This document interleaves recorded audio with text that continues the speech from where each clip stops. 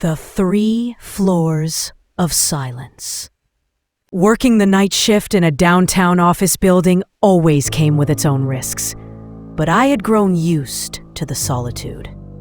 After midnight, the halls were deserted.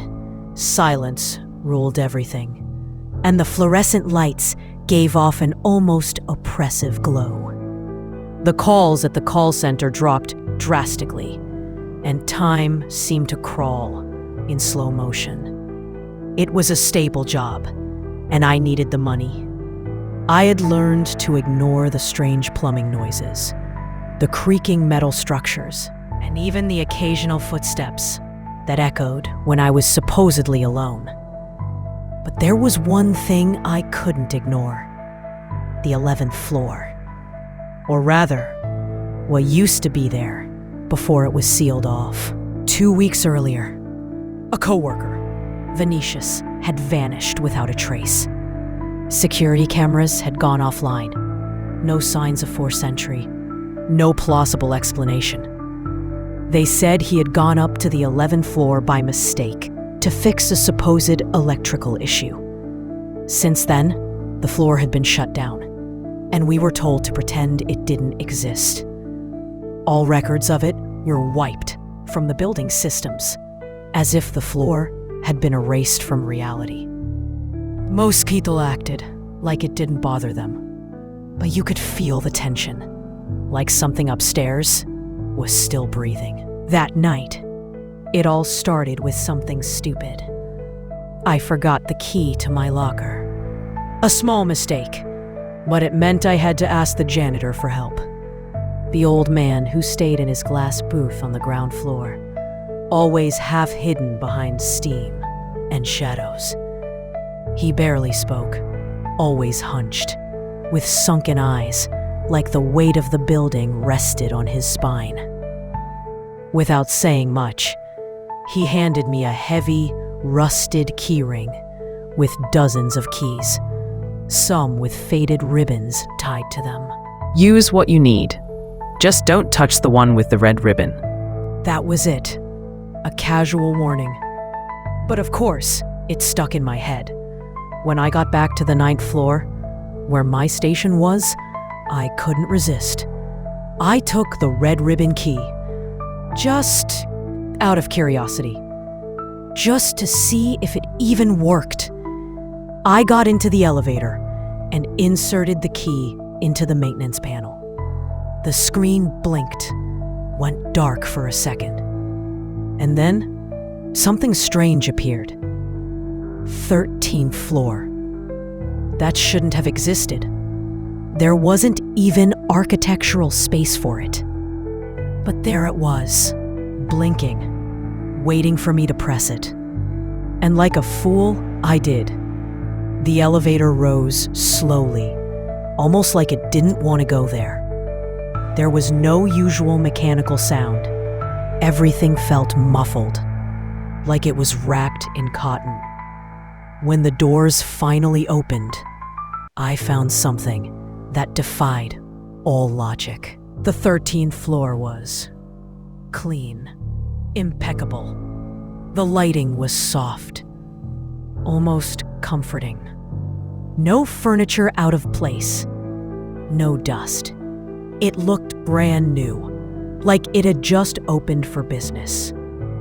But something was deeply wrong. The silence wasn't natural. It was absolute. No hum of electricity, no vibration. Even my own breathing didn't feel real. Then I heard the voice.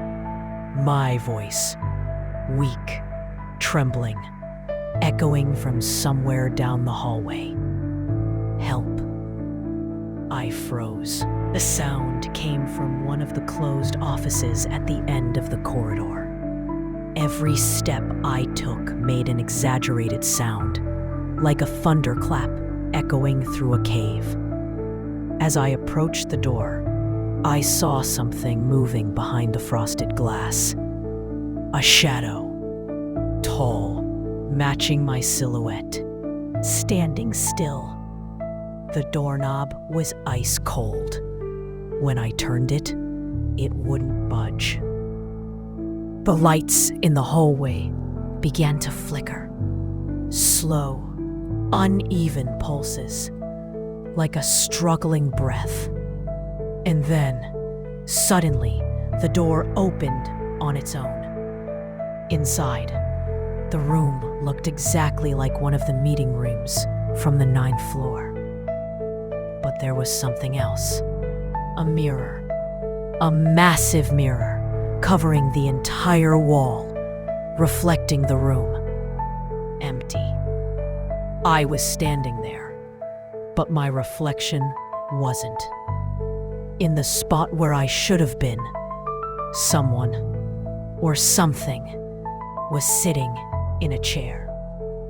It looked like Venetius, or what was left of him. His face was pale, eyes dark and hollow. He was whispering something on a loop. I couldn't understand the words. They sounded backwards, garbled, too fast to follow. And then he stood, or his image stood, and pointed at me. I ran. The hallway stretched, grew, multiplied. The doors repeated. The carpet thickened, trying to swallow my feet. The red emergency light, which had never worked, now pulsed everywhere. But there was no alarm sound. No sound at all. The silence became deafening. It pressed against my eardrums like I was deep underwater, ready to burst. The elevator. Where was it? I stumbled, fell, got back up. Far ahead, I saw the open door. I sprinted like my life depended on it. Maybe it did.